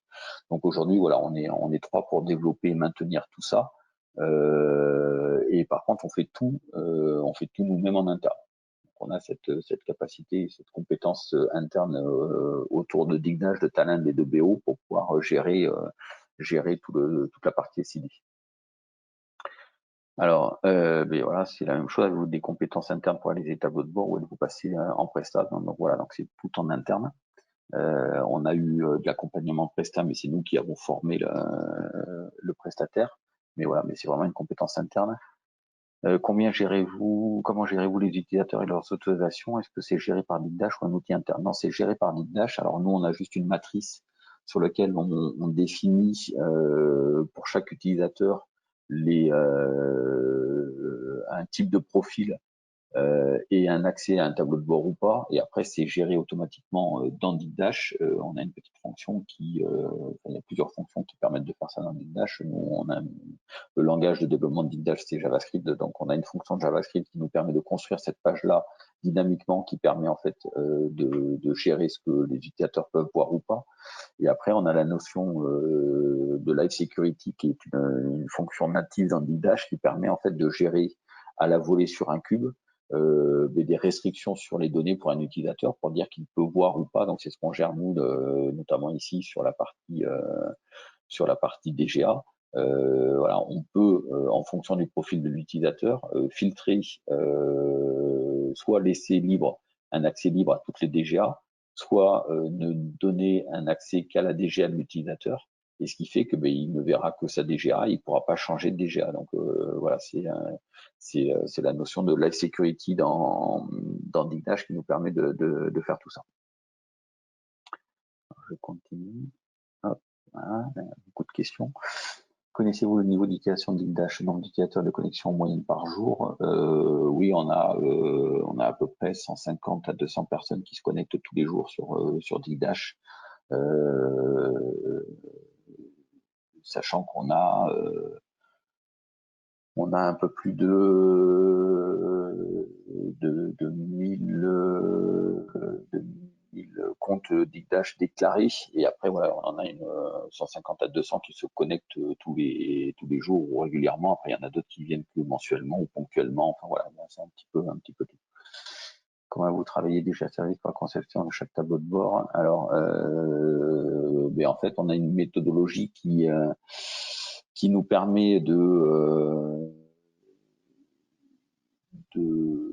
travailler avec les directions métiers. Donc, soit on est sollicité par une direction métier qui souhaite mettre en place un tableau de bord autour de ces données, soit on travaille avec les directions support pour mettre à disposition d'autres directions métiers des données un peu plus transverses comme les finances ou les RH. Donc voilà, donc on a cette capacité de travailler sous forme agile avec des ateliers pour pouvoir, sur la base d'expression de besoins, mettre en place des tableaux de bord transverses. Un exemple de génération dynamique de présentation PPT.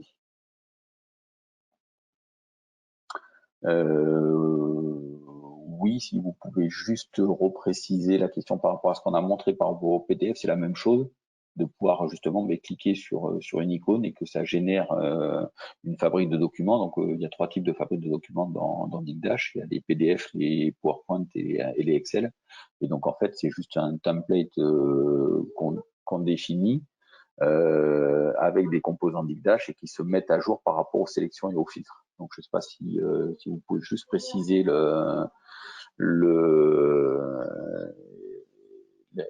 la question, je pourrais peut-être répondre plus précisément. Le paramétrage du tableau est fait en interne, oui. Combien de personnes travaillent ou ont travaillé à la réalisation des indicateurs fonds et formes? Voilà, avec 3 personnes. Est-ce que vous stockez des données spatiales dans votre DNS, c'est-à-dire qu'ils utilisent des services géoptiques? Alors non, on n'utilise pas de données spatiales. Ça, c'est côté SIG. Nous, on utilise des données géolocalisées qui sont après représentées sous des formes graphiques ou cartographiques, mais elles sont la partie spatiale, elle est plus côté SIG. Combien de temps pour réaliser le projet dans son ensemble pour une brique? Alors ça c'est difficile d'y répondre parce qu'on n'a jamais travaillé sur une brique. Ça, on a toujours commencé une brique et après on l'enrichit au fur et à mesure en fonction de l'avancement et des besoins. Donc on essaie d'être très réactif et de pouvoir comme ça pas attendre une exhaustivité des besoins, mais de commencer sur des périmètres assez restreints et puis de les élargir au fur et à mesure. Votre dataware transverse est stocké dans quelle technologie? C'est une base Oracle. Voilà ce qu'on a vu sur cette partie-là. Pardon. Si je reviens ici, voilà, le réseau est revenu entre temps. Voilà, sur cette partie ici, toute cette partie-là, c'est une base Oracle. Donc c'est des tables Oracle qu'on interroge après au travers des univers. Est-ce que la DSI qui construit le tableau de bord pour tout le monde, les métiers peuvent-ils insérer manuellement des fichiers pour faire des analyses ponctuelles? Alors techniquement oui dans Digdash, stratégiquement non chez nous. On a fait le choix de nous valider un petit peu la modélisation des données et l'intégration des fichiers ou des données dans le dataware. Donc on se garde ce volet de validation de données et de travail avec les directions de métier pour faire leur représentation graphique. Voilà, mais on a la possibilité dans Digdash de pouvoir faire ce qu'on appelle du self-service BI et de permettre à des utilisateurs de pouvoir le faire. Nous, on a volontairement pas activé cette fonctionnalité-là. Est-elle portée par Digdash ou en amont dans une autre solution? Donc, gestion des habilitations, j'ai déjà répondu. Donc, c'est effectivement, on a nous une matrice qui est juste un fichier Excel. Et après, c'est dans Digdash qu'on gère les habilitations. Ça crée on crée automatiquement à partir de ça les comptes Digdash et les habilitations associées. Donc, c'est intégré dans Digdash. Ayant déployé la partie mobilité dashboard sur tablette ou smartphone. Alors non, enfin c'est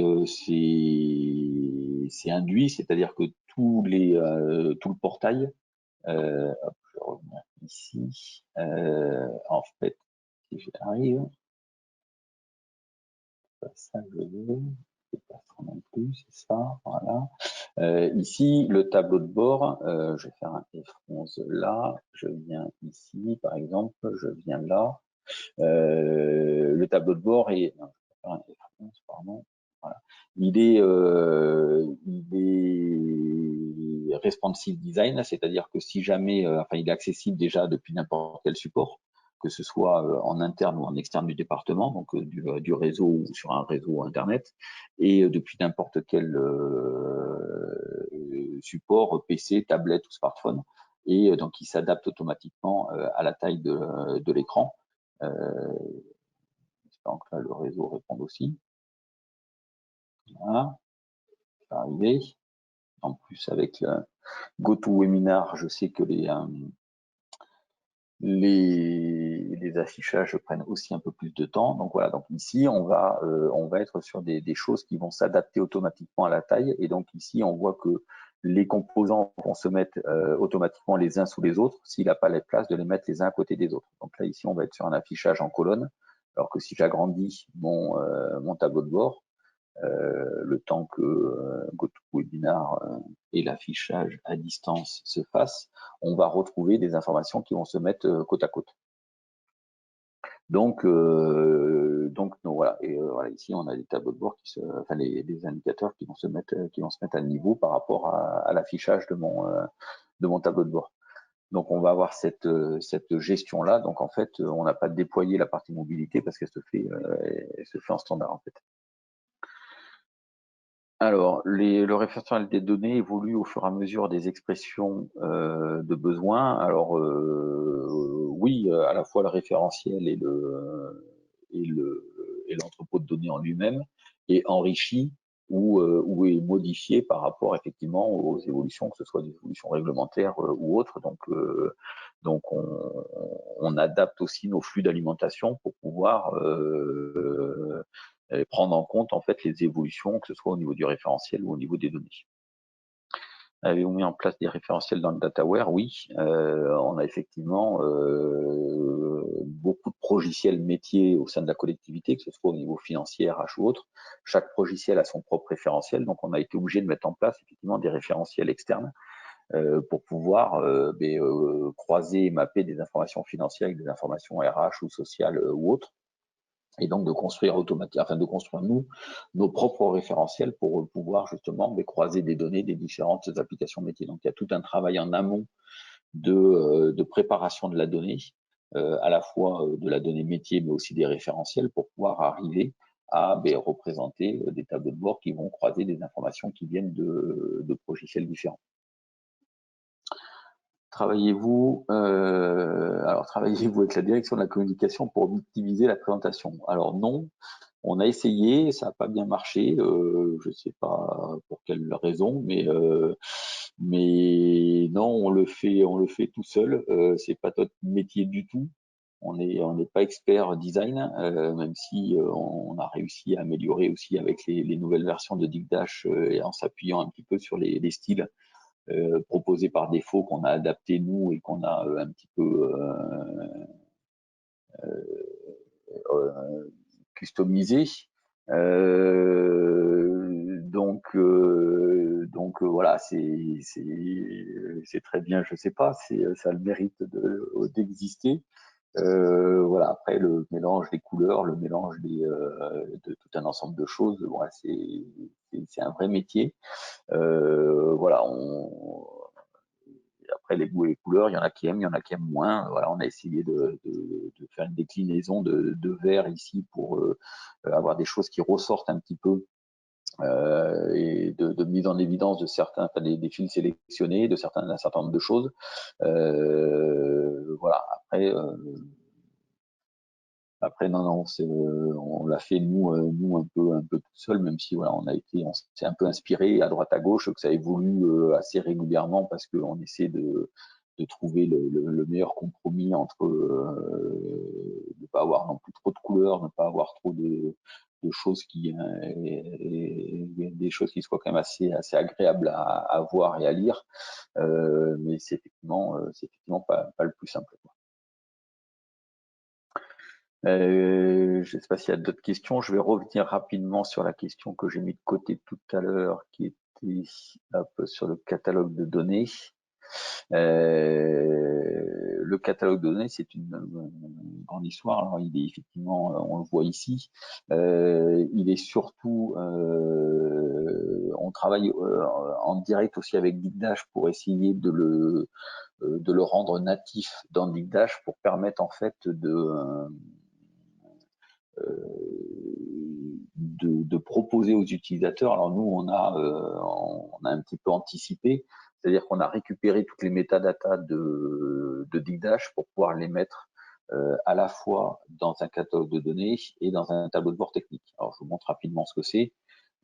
Ici, ça nous permet automatiquement, je reviens en F11, de pouvoir, pour chacun des tableaux de bord ou pour l'ensemble des tableaux de bord, de savoir la liste des cubes qui sont utilisés par le tableau de bord, les composants, savoir comment ils sont rafraîchis, savoir s'ils sont utilisés ou pas et quelle forme ils ont.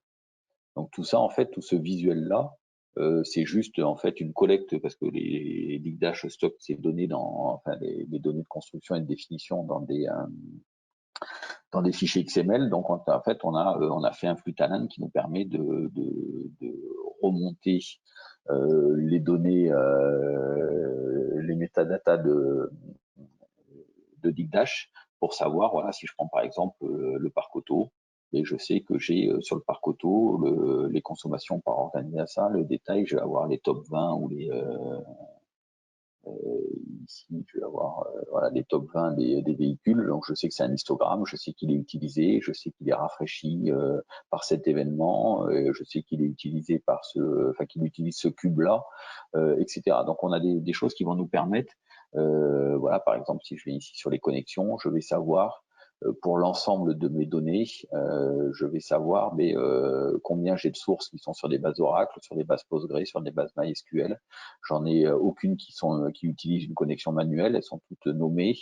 J'ai des connexions et des cubes, etc. Donc, je vais avoir tout un ensemble d'informations qui vont me permettre de maintenir et de gérer l'évolution de mon catalogue de tableaux de bord. Donc ça, c'est assez technique. Ça nous permet de savoir voilà, les styles CSS qui sont appliqués sur chacun de mes composants avec leur représentation graphique. J'ai aussi ici, je vais juste l'activer parce que quelque chose qu'on a. Je vais désactiver qui est en cours de travail. J'ai ici mon catalogue qu'on souhaite à terme mettre à disposition des utilisateurs pour que même quelqu'un qui n'a pas accès à un tableau de bord puisse voir ici, je reprends le parc auto, l'exemple par exemple du parc auto, savoir voilà, savoir qu'est-ce qui existe. Donc je sais que j'ai ici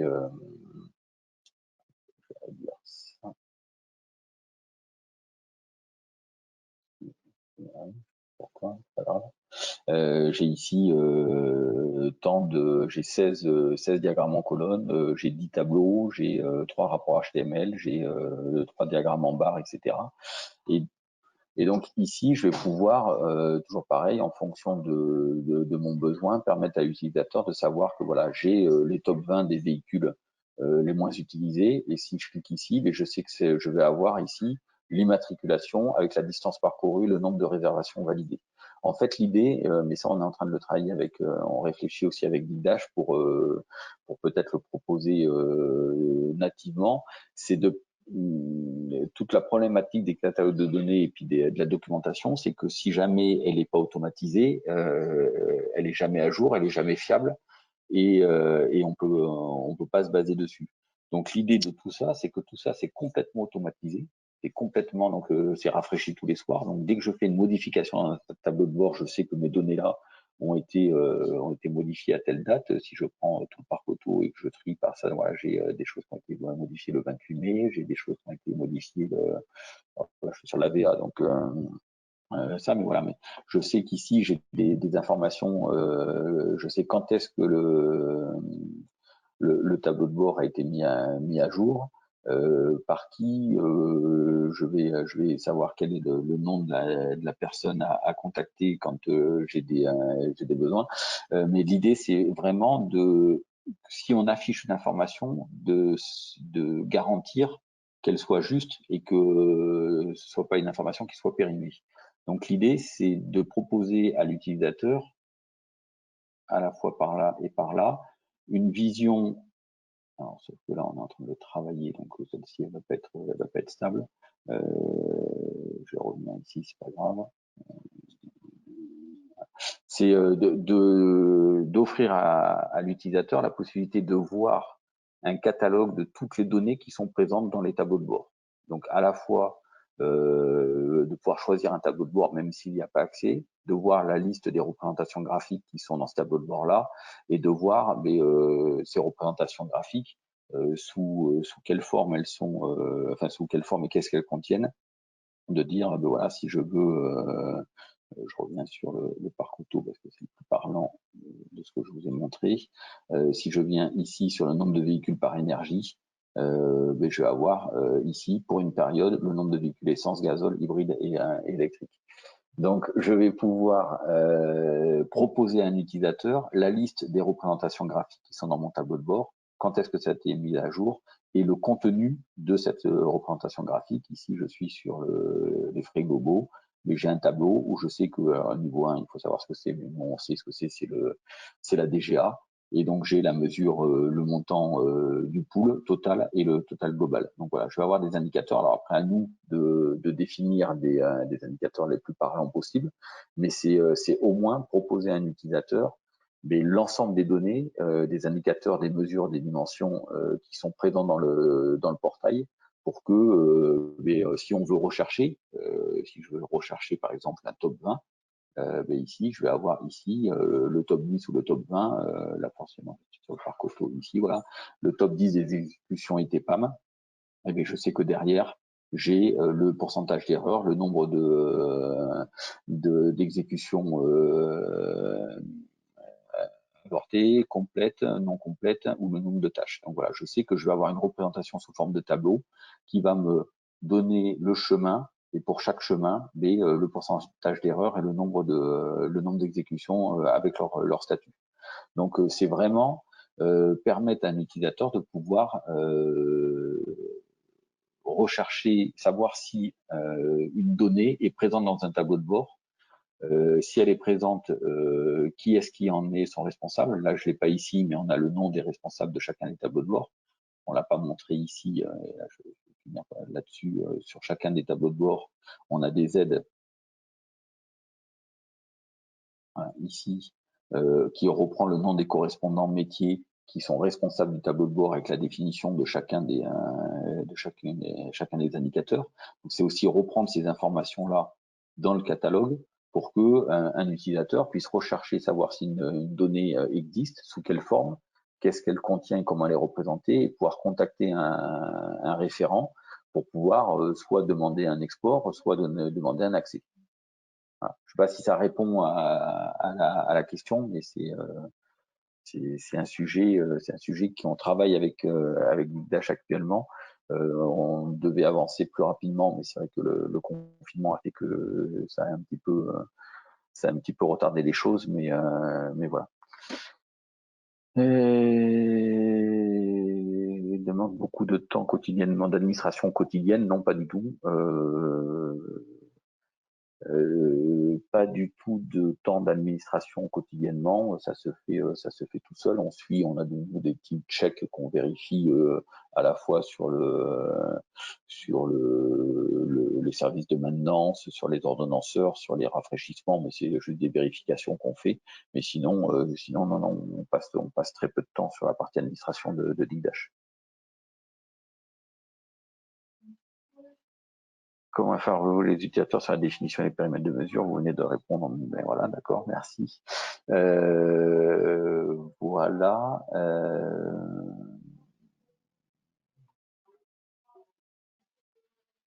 Je ne sais pas s'il y a d'autres questions. Hop, ainsi. Hop. Vous êtes en premise ou sur le cloud? Alors non, on n'est pas sur le cloud. On est en interne chez nous sur des serveurs qui sont pas des monstres de guerre. Hein. On a la particularité d'être à la fois sur un serveur Windows pour l'environnement de validation et sur Linux pour l'environnement de production. C'est un choix, enfin c'est même pas un choix, mais ça s'est fait comme ça, un peu par opportunité. Donc l'idéal serait que on soit sur exactement le même environnement pour les deux plateformes, enfin sur la même plateforme pour les deux environnements, mais ça marche très très bien et on n'a aucun souci de passer de l'un à l'autre. Donc on a conservé cet environnement-là. Donc on est sur un serveur Windows 2019 avec 16 Go de RAM pour la VA, et on est sur un Linux avec 16 Go de RAM aussi sur la prod.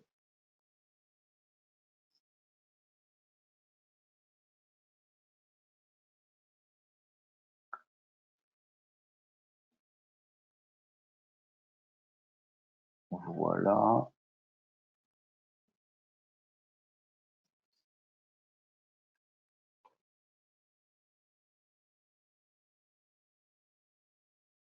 Alors, hop, je vais voir s'il y a des nouvelles questions qui arrivent. Alors, merci. Alors, êtes-vous à combien de cubes Digdash fait-il appel pour produire ces tableaux de bord? Je le vois ici. On a aujourd'hui un peu plus de 1200 cubes pour la totalité, dont 900, enfin voilà, 1000 sont utilisés sûrs et 238 sont des cubes de plus de travail ou temporaires qui ne sont pas utilisés dans le cadre des tableaux de bord, qui sont plus des cubes de travail. Et on a, pas très bien sur ça, je vais faire un 11. Et voilà, et on a 2000, un peu plus de 2500 composants graphiques à l'intérieur de l'ensemble de nos tableaux de bord. Donc, ces tableaux de bord techniques nous permettent aussi de suivre et de mesurer un petit peu toute la maintenance de nos tableaux de bord.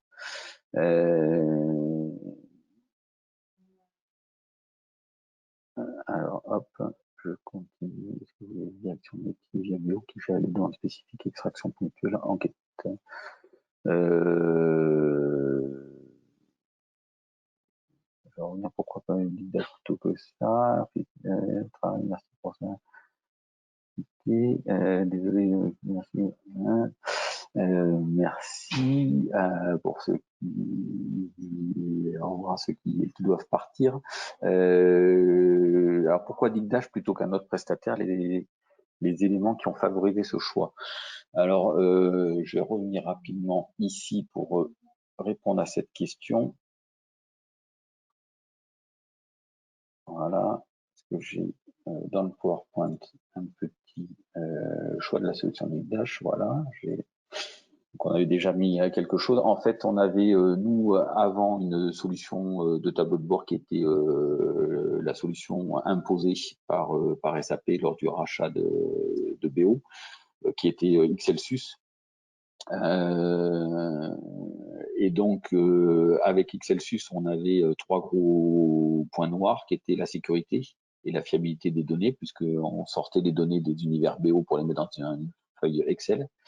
On avait des problèmes de volumétrie parce que Excelsius était fait que pour des données très agrégées. Et on avait des problèmes de performance parce que dès qu'on mettait un petit peu de données, on avait des temps de réponse qui étaient catastrophiques. En parallèle de ça, on était sur des directions métiers qui étaient sollicitées par des éditeurs style Click qui passaient, enfin qui allaient voir les directions métiers qui leur disaient, mais avec Click, vous pouvez vous passer de la DSI et vous pouvez faire vos tableaux de bord vous-même. Donc on avait des directions métiers qui venaient nous voir en nous disant, on veut des licences Click. Etc. Donc, pour pouvoir répondre à notre problématique d'Excelsius et aux politiques commerciales un peu agressives de sociétés comme Click, on s'est penché sur une solution pour remplacer notre solution de tableau de bord. Et donc, on a fait un peu une étude de marché, on a regardé un peu ce qui existait. Donc, à l'époque, il y avait essentiellement du Click. Le tableau était plus au côté nord-américain, n'était pas encore trop présent. Il y avait du BI board, il y avait ça, et on est tombé complètement par hasard sur un comparatif avec Digdash qu'on a découvert. Et donc on a choisi de faire un benchmark. Donc on a étudié un peu les solutions du marché. En shortlist, on a conservé Click et Digdash. On a demandé aux deux éditeurs de nous fournir un support, un serveur de test pour qu'on puisse nous mener nos propres benchmarks en interne sur nos jeux de données. Donc on a réussi à faire tout ce qu'on voulait et à reprendre tout ce qu'on voulait sous Click par rapport à ce qu'on avait fait sous Excelsius, sans trop de soucis. Mais on a réussi à refaire aussi tout ce qu'on voulait aussi sous Digdash. Donc au niveau technique et technologie, c'était assez proche, même si Digdash était à l'époque un peu moins développé et avait un petit peu moins de fonctionnalités, mais on a vu et estimé tout le potentiel de la solution. Après, ce qui a joué sur le choix final, c'est d'une part le tarif, puisque Digdash était plus intéressant et surtout beaucoup plus avait une politique de licensing qui était beaucoup plus claire et beaucoup plus simple que Click avec les tickets, avec une licence pour accéder à un tableau de bord ou à plusieurs tableaux de bord, pour une licence supplémentaire si on voulait de la cartographie, pour une licence supplémentaire si on voulait un serveur externe ou pas, ou un serveur Linux. Enfin bon, bref, c'était assez compliqué. Si on voulait des utilisateurs simultanés, il fallait payer pour des jetons supplémentaires. Enfin voilà, c'était assez complexe, alors que sur Digdash, c'était relativement très simple. On a pris, nous, des licences qui nous permettaient de gérer et de garantir un accès à tous nos utilisateurs. Et on n'avait pas de surcoût si jamais on voulait rajouter de la cartographie, si on voulait avoir des accès externes ou pas. Donc il y a ce point qui n'est pas le moindre qui a joué, et le deuxième point qui est très important, qui nous a fait nous décider, c'est la relation avec l'éditeur. Avec Click, on est tombé sur des commerciaux qui nous ont imposé de passer par une société de service pour installer leur serveur parce qu'ils pensaient qu'on n'était pas capable de le faire et que si on les choisissait pas, c'était parce que on n'aurait pas su monter leur environnement. Alors qu'avec Digdash, on est tombé directement sur des techniciens qui parlaient le même langage que nous et avec qui le feeling est très bien passé et avec qui on est ravi de travailler presque quotidiennement et sur lequel ils ont montré une écoute et une réactivité à toutes nos demandes qui est très intéressante et qui nous permet, voilà, qui leur permet à eux de pouvoir faire évoluer leurs produits par rapport à des besoins de leurs clients, et puis à nous de pouvoir obtenir des développements assez réactifs pour pouvoir ajouter des nouvelles fonctionnalités. Donc en fait, on leur a demandé des fonctionnalités qu'on avait découvert, que ce soit sous Excelsius, sous Qlik ou sous tous les outils qu'on avait testés et qu'ils ont intégrés dans leur solution, pas que pour nous, qui mettent aussi à disposition dans les versions officielles qui délivrent, ce qui fait que voilà, tout le monde est gagnant et que c'est un point très important. Cette relation qu'on a, qui n'est pas une relation du tout client-éditeur, mais qui est plus une sorte de partenariat, et qui fait que voilà, ça se passe très bien et qu'on regrette absolument pas le choix qu'on a fait, parce que c'était un petit peu un pari il y a un peu plus de 5 ans, parce qu'ils n'étaient pas aussi connus et reconnus qu'aujourd'hui. Mais aujourd'hui, voilà, on est sur une collaboration et un ensemble de fonctionnalités qui est très large et qui nous convient très bien. Et à chaque fois qu'on rencontre une demande un peu spécifique qui n'est pas encore prise en compte par la solution, mais soit au travers des échanges qu'on a régulièrement avec Digdash, on trouve une solution de contournement, soit si ça rentre dans la roadmap et dans la politique de développement de Digdash, et bien, on bénéficie d'un développement spécifique qui nous sert à nous et qui sert aussi à la communauté. Donc ça, c'est un gros point positif. Désolé de vous quitter. Merci ça, bonjour et merci. Avez-vous rencontré des régressions lors des montées de version de Digdash? Alors très honnêtement, c'est arrivé. Mais nous, on est aussi dans un contexte très particulier parce que comme on travaille, comme je l'ai dit, un peu en partenariat, je ne sais pas comment